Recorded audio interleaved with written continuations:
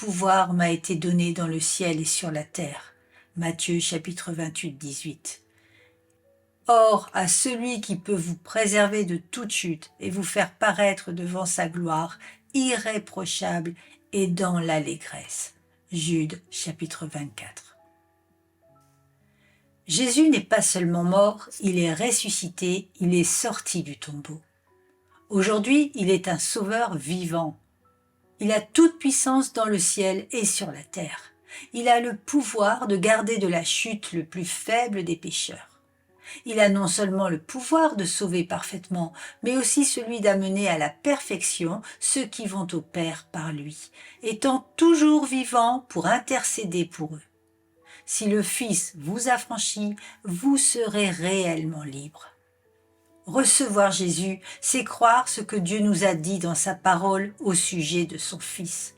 Croire que Jésus est ressuscité, croire que Jésus vit vraiment maintenant, croire qu'il a la puissance de nous préserver de la chute, croire qu'il a le pouvoir de nous garder de la puissance du péché jour après jour et simplement croire qu'il le fait.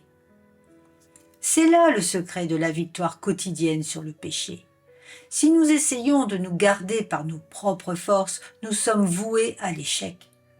Si nous regardons Jésus ressuscité nous garder heure après heure et jour après jour, Jésus nous gardera. C'est par Jésus crucifié que nous obtenons la délivrance de la culpabilité du péché, l'effacement de nos péchés et la libération de toute condamnation.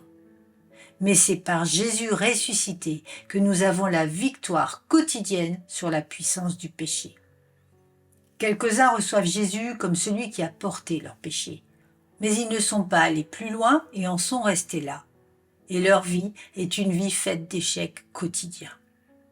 D'autres ont reçu Jésus comme leur sauveur ressuscité et par conséquent ont expérimenté la victoire sur le péché.